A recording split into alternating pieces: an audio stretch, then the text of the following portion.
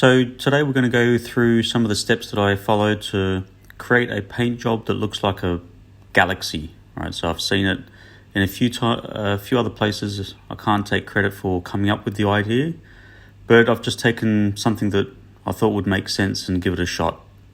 So first thing, start with a black base, and then you'll need some dry pearls. I use Tropical Glitz, and build yourself a platform. Now, the first thing that I did was I put some of the dry pearl down on the platform, and I tried to use an airbrush to shoot it off the platform onto the black. And then what you'll see is the air disperses the dry pearl pretty wide. So if that's the effect you're after, sometimes that's good for a background and a good base. But the idea is you're going to put the dry pearl up against the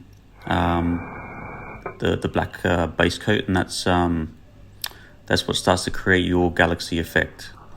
So the second technique that I tried was just with a stick, put some of the dry pearl on the platform and then flick it into the direction, and then that starts to create that splatter and universe type pattern.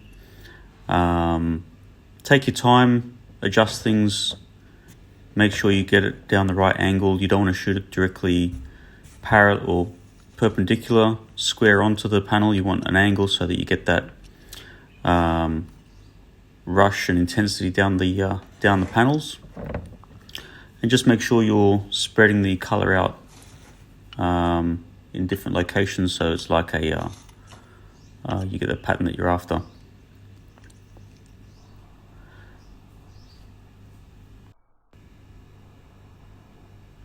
Now I chose to make sure that I got pretty good coverage across the shell. I did expect that when the clear comes in it would dull it down, so I wanted something that was quite strong before clear coat came in. So you can see I'm putting a bronze down the C-pillar a little bit on the roof, and then there's some yellow kind of being shot in specific areas. And you start to see as the colours are being laid on layer by layer, and there's no real science to it, you kind of start to see that pattern. Now I did try some flake as well, so this is the flake going on, and it didn't give me the same effect as what the pearl did, but after clear you'll start to see in the final images how that came up. So then this is the final before clear. You can see it's pretty good disbursement. Now there's a lot of dry pearl in the area, so make sure you're wearing a mask. You don't want to breathe that stuff in. And then after the clear coat, you can see that it starts to dull down the colours a little bit.